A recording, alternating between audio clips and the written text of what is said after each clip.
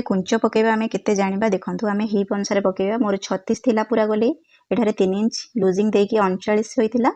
तो 39 को आमे दुई भाग करबा दुई भाग कोन पे करबा देखंतु हमरो पैंट रो दीटा गोडर जो पैंट रहिला दुई भाग सेते पे करबा तो हमरो गोटे भाग नबा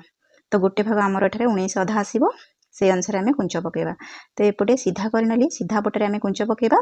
सामना पट आसन जो करबा सेई पट को आमे कुंचर मुह करबा देखंतु एई भली भाबरे किछि छाड़ी नेली आगु को सिलाई मार्जिन रहिबो हमरो जोटा कि तो गोटे इंच रो चौड़ा रखी के एठारे कुंच पकेइ नबा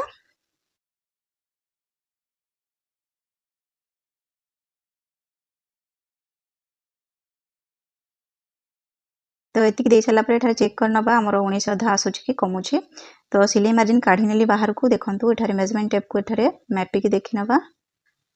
तो एठारे पाखा पाखी हमरो 19 आधा आसी गला सिलाई मार्जिन मध्य बाहरी गला तो आउ हमरो आउ कुंच दबा दरकार नाही